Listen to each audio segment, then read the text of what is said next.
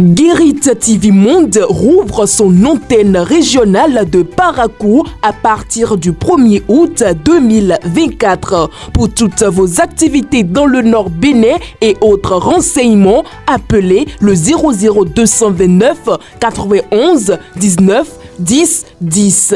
Guérit TV Monde, le leader des web TV.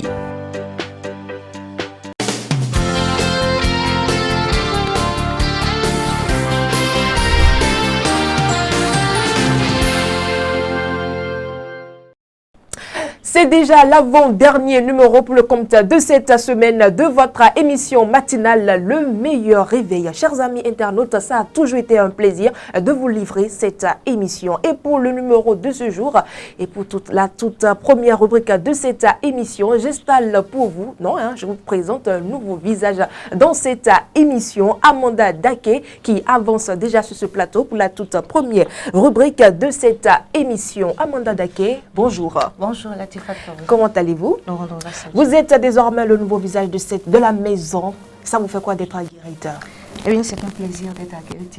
C'est un plaisir partagé. Et désormais, nous allons présenter cette mission à deux. Ça devient donc une émission féminine. Juste en cas de force majeure, peut-être on va recevoir Shamsine Madaro sur ce plateau. On ne sait jamais. Donc, pour la toute première rubrique, c'est bel et bien la revue des titres que nous allons démarrer avec vous.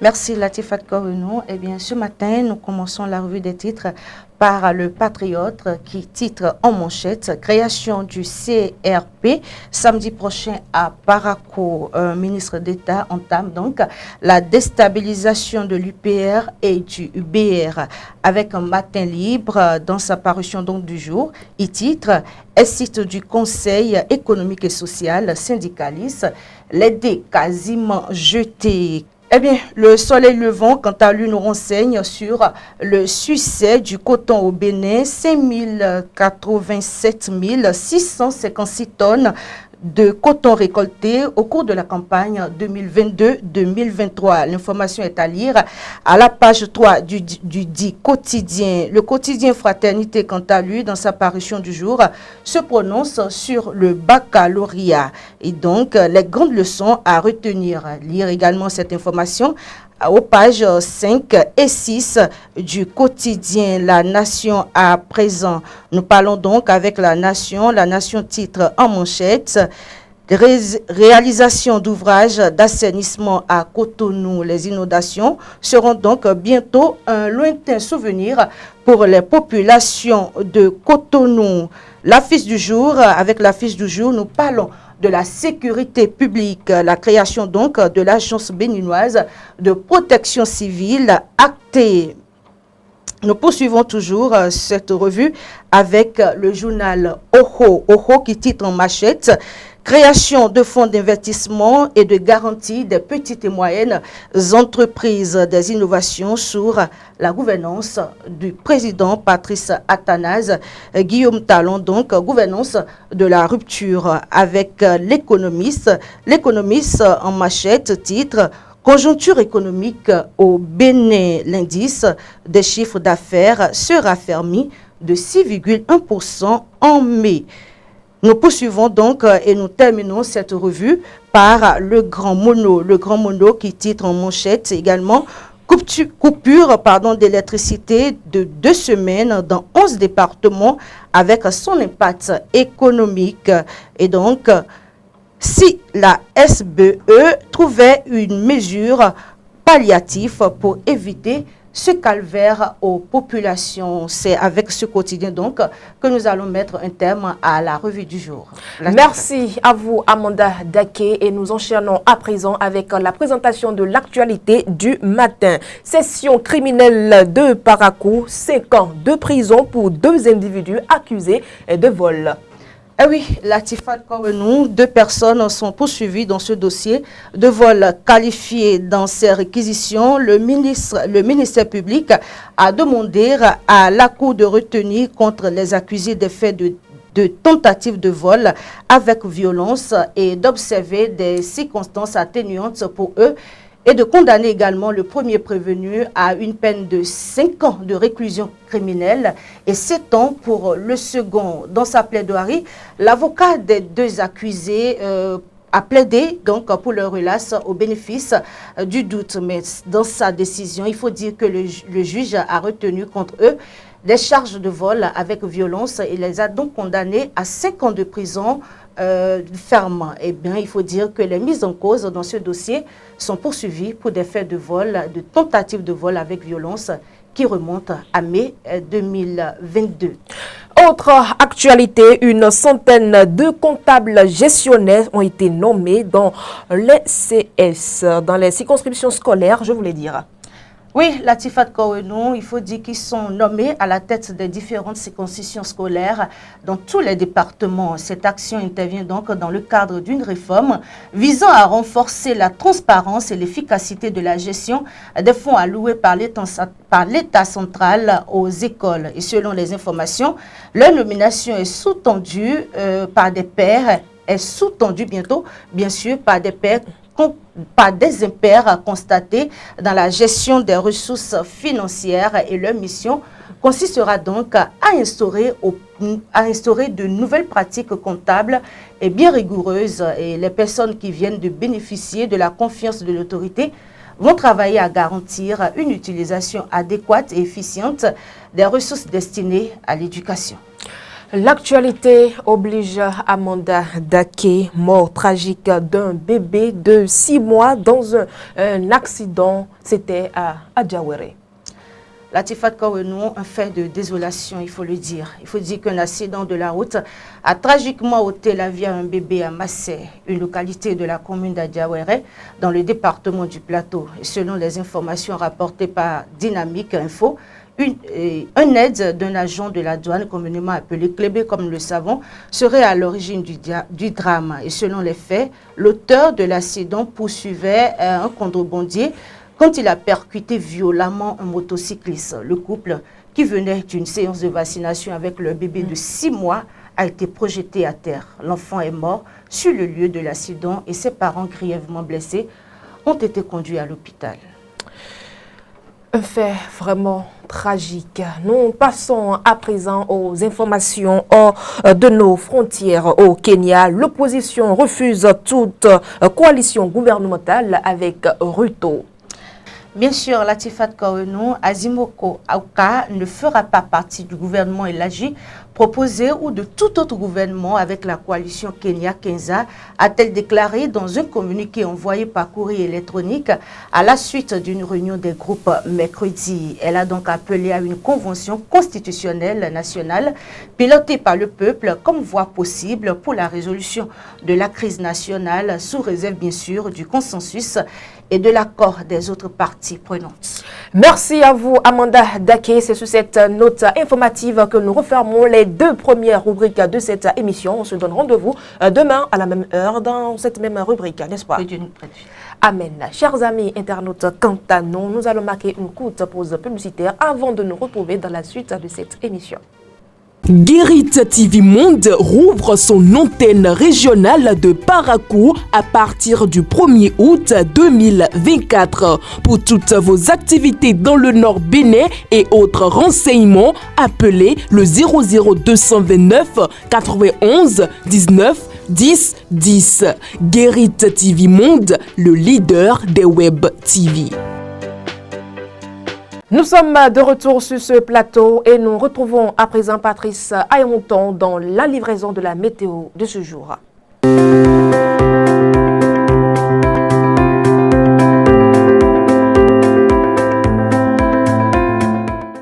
Amis internautes de Guéret TV Monde, bonjour. Nous sommes jeudi 18 juillet 2024. Ce matin à Porte-Nouveau, il y aura de superbes éclaircies. La température à Porte-Nouveau ce matin sera de 24 degrés Celsius.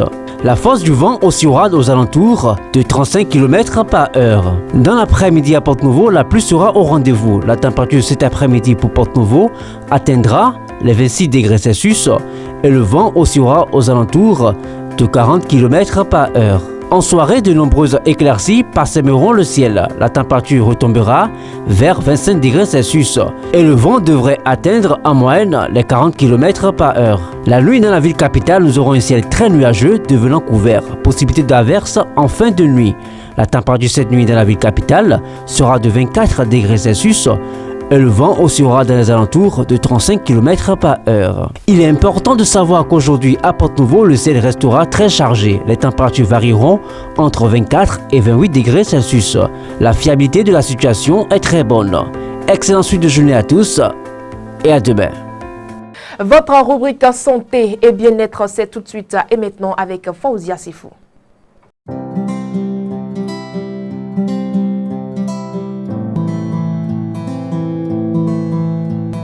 Latifat Kouenou, dans la rubrique santé et bien-être de ce jour, nous parlons de la malnutrition. Elle est un état pathologique causé par une alimentation déséquilibrée ou insuffisante. Elle se manifeste lorsque l'organisme ne reçoit pas les nutriments nécessaires à son bon fonctionnement. Ce déséquilibre nutritionnel peut entraîner des carences ou des excès affectant gravement la santé des individus. On distingue principalement deux formes de malnutrition. La sous-nutrition, due à un apport insuffisant en nutriments, et la surnutrition résultant d'un excès de consommation alimentaire.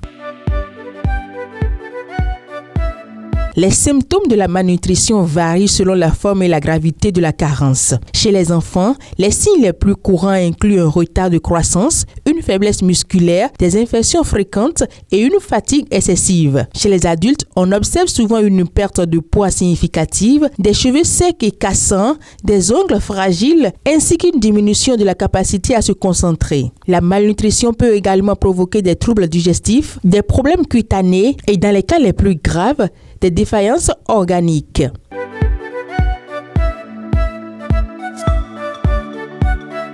Les causes de la malnutrition sont multiples et complexes. Elles incluent la pauvreté qui limite l'accès à une alimentation variée et suffisante, ainsi que les crises alimentaires dues aux conflits ou aux catastrophes naturelles. Les maladies chroniques comme le diabète, le cancer ou le VIH/SIDA peuvent également contribuer à la malnutrition en altérant l'appétit et la capacité d'absorption des nutriments. Par ailleurs, des facteurs sociaux et culturels tels que les régimes alimentaires stricts ou les croyances alimentaires peuvent jouer un rôle significatif.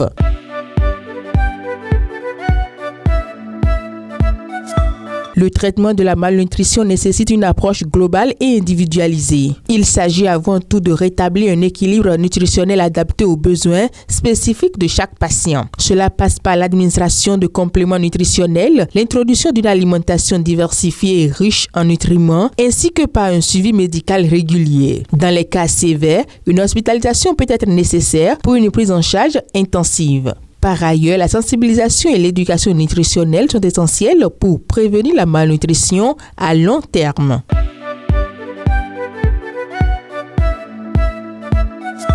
Pour prévenir la malnutrition, certains aliments doivent être consommés avec modération ou évités. Il s'agit notamment des produits riches en sucre ajouté, comme les sodas et les confiseries qui apportent des calories vides sans nutriments essentiels. Les aliments transformés riches en graisses saturées, comme les fast-foods, sont également à limiter car ils peuvent entraîner des carences nutritionnelles. De même, une consommation excessive de sel peut provoquer des problèmes de santé tels que l'hypertension. Adopter une alimentation équilibrée, riche en fruits, légumes, protéines maigres et céréales complètes est crucial pour maintenir une bonne santé nutritionnelle. Merci pour votre écoute. À demain. Merci à vous, Faouzia Sifou. Chers amis internautes, avant de retrouver l'invité matinal de ce jour, nous allons de nouveau marquer une petite pause publicitaire. Guérit TV Monde rouvre son antenne régionale de Parakou à partir du 1er août 2024. Pour toutes vos activités dans le Nord Bénin et autres renseignements, appelez le 00229 91 19 10 10. Guérit TV Monde, le leader des web TV.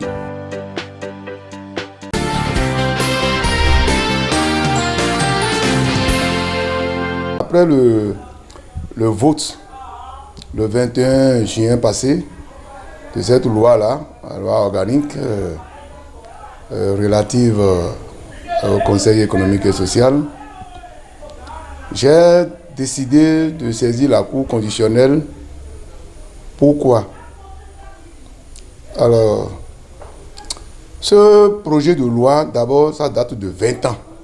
C'est depuis le général Mathieu Kérékou, président Kérékou, que ce projet a été envoyé à l'Assemblée. Là n'est même pas le problème.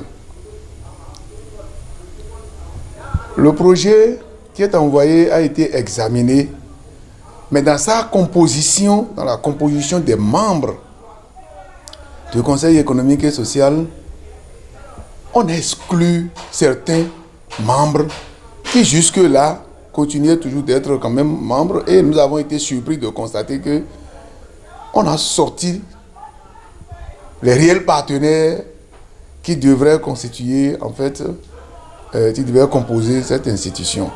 Et comme vous le savez, le Conseil économique et social est une institution comme tant d'autres qui charpente notre démocratie au Bénin. Elle a été consacrée en tant qu'institution par l'article 139, article 140 et article 141 de notre Constitution. Dans sa composition actuelle déposée, on a exclu littéralement les partenaires sociaux. Quand on parle de conseil économique et social, mais les partenaires sociaux ont été exclus. Il s'agit des syndicats, il s'agit des ONG, il s'agit des associations de développement, tant d'autres partenaires. Mais le comble, c'est par rapport aux syndicats. Quand on prend le cas des syndicats, l'actuelle composition maintient le syndicat des employeurs, c'est-à-dire le patronat, et sort le syndicat des travailleurs. Nous avons estimé qu'il y a une rupture de l'égalité. Il y a une rupture de l'égalité. Et donc l'article 26 nous semble être violé. Ensuite, au niveau de l'évolution de l'attribution, des attributions de cette institution, on a constaté que limitativement, la Constitution a cité les attributions du CES avant de confier à la loi organique l'organisation, le fonctionnement. Est-ce que vous voyez? Et nous avons constaté que au bout des deux derniers alinéas de l'article 6 de la loi organique votée, on a constaté quand même que l'Assemblée a augmenté la mission du CES. Elle n'en a pas le droit. Dans la mesure où la Constitution elle-même a déjà limité les attributions de cette institution-là, avant de confier à la loi organique ce qu'elle doit faire, à savoir l'organisation, attribution et fonctionnement. Mais lorsque vous voulez alors ajouter une mission, sans passer par la révision de la Constitution, vous violez la Constitution de ce fait. Et nous avons estimé que l'Assemblée, avec son pouvoir d'amendement d'un projet de loi ou d'une proposition de loi, ce pouvoir ne lui donne pas droit d'aller écrire d'autres missions et de confier au CES d'autres missions comme ça a été fait au niveau de cet article-là. Et donc, nous avons estimé qu'ils ont violé la Constitution à ce niveau-là. Mais il y a d'autres dispositions, évidemment. Le projet de loi qui est venu et qui est déposé depuis 20 ans a été changé de fond en comble. Il n'y a rien d'apparent. Et finalement, nous, on a estimé que c'est l'Assemblée qui a en fait fait une proposition de loi et non un projet de loi. Puis il est complètement changé. Fonctionnement, composition, tout a été modifié. Et on parle d'une structure nationale, mais on en a créé de façon départementale. On a créé des structures de CES, on a créé au niveau des bateaux, non au niveau des 12. Et donc, on est passé de 30 membres à 117. Charge. Quand on dit qu'on ne veut pas améliorer les choses parce qu'on a peur des charges ailleurs, ailleurs, on en crée et ça dépasse même les suggestions que nous faisons ailleurs. Donc, nous avons déposé, nous avons notre cours. Et je vais finir ce chapitre-là en disant que nous avons copié cette institution-là de la République française. Je crois depuis 1925 ou 26 par là que cette institution a été créée là-bas. Et là où nous sommes actuellement, le mandat de CEC, parce qu'eux ils ont ajouté environnement pour eux là-bas, qui est en cours actuellement là, il y a 52 représentants du travail. Quand vous voulez tricher, trichez intelligemment quand même. Et vous comprenez que tel que c'est monté, c'est hautement politisé. Parce que près de 3 quarts, c'est les politiques. Selon le montage actuel, c'est un organe en principe, disons, un organe vraiment apolitique, à caractère beaucoup plus social. Aujourd'hui, c'est hautement politisé. Et ça, ce n'est pas pour une première fois, hein, vous savez. Et le gouvernement, le pouvoir en place a une vision et il a des objectifs. Lesquels? Et il se donne pour mission, n'est-ce pas, de noyauter toutes les organisations, toutes les institutions. Il les noyaute parce qu'il a des objectifs. Je crois quand même que c'est pas bienséant pour notre démocratie. Il compte beaucoup plus sur les institutions. Vous avez compris que ça fait longtemps que l'opposition, nous battons pour que au moins on ouvre la Sénat à l'opposition, qu'on ouvre la Cour constitutionnelle. Vous avez tout compris que, en fait, et puis chaque jour, vous venez de suivre aussi ce qui vient de se passer dans votre secteur, et comment l'appelle-t-on, la HAC.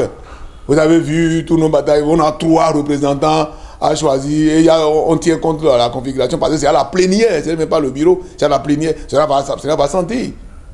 Mais les 3 nous sont venus du palais, directement, sans négociation, sans quoi que ce soit. Donc, quand ça tombe, on prend. Quand ça tombe, on prend. Quand ça tombe, on prend. Et aucune ouverture. Alors que notre démocratie n'a jamais fonctionné comme ça.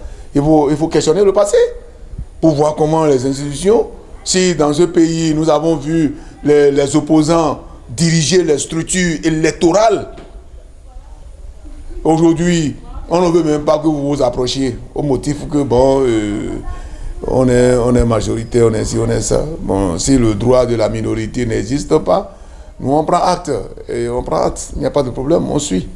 Donc, la HAC, disons, le CES va donner le visage qu'ils ont voulu lui donner. Et nous allons tous voir ça.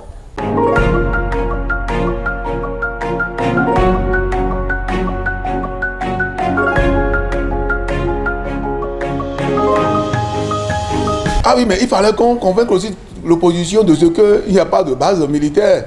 Il faut convaincre d'abord l'opposition. Ils ont fait quoi pour nous convaincre nous-mêmes? Ça, c'est un. Et on demande au président burkinabé d'apporter des preuves. D'apporter des preuves. Bon, on n'a pas accusé ici sans preuve. Les gens ne sont pas en prison aujourd'hui sans preuve. Si c'est difficile, c'est facile de fournir les preuves, on en a fourni ici. Donc, vous voyez, moi, je ne suis pas dans cette guerre créée par soi-même. C'est eux, c'est au niveau, ils sont au sommet des États. Ils savent, c'est un militaire qui a fait sa déclaration. Je ne sais de quelles informations il dispose. Et je vais me mettre ici maintenant, il a menti. Non, ce n'est pas mon jugement. Mais quand on dit il faut qu'ils nous fournissent des preuves. Nous, on demande qu'on nous fournisse des preuves aujourd'hui d'accusations réelles de Joël Aïvo, de Ricky Amadoukou et d'autres. Et ils sont foutus. 20 ans, 10 ans en prison. C'est facile de fournir les preuves. On aurait dû en fournir ici au Bénin pour nous convaincre. Hein. Donc moi, enfin, de toute façon, moi, c'est mon opinion. Et il faut qu'on fasse des efforts pour convaincre d'abord l'opposition dans son ensemble et on prendra le devant. J'attends qu'on me convainque que ça n'existe pas ou ça existe. Il leur revient. Mais toujours est-il qu'il y a des Français même qui réclament qu'il y a base ici. Ils peuvent juger ça de façon, vous dire que c'est temporaire. C'est rien. C'est les Français qui déclarent. Bon, maintenant, si les nôtres, ces vertus a dit qu'il n'y en existe pas, bon, clarifier. clarifier. En fait, nous, on est là aujourd'hui, on n'est ni à gauche ni à droite. Que ceux qui accusent nous apportent des preuves, mais quand on dit, ceux qui sont en train de réclamer, ceux qui sont en train de réclamer aujourd'hui les preuves au président burkinabé, moi je ris seulement. Je ris parce que, comme je vous ai dit, hein, il y a beaucoup d'accusations ici sans preuve, non? Bon, donc, il faut commencer d'abord à apporter des preuves dans les accusations, dans les jugements, dans les emprisonnements, dans les choses qu'on fait au quotidien ici d'abord. Vous savez, ce que tu fais, te fait. Hein? Voilà.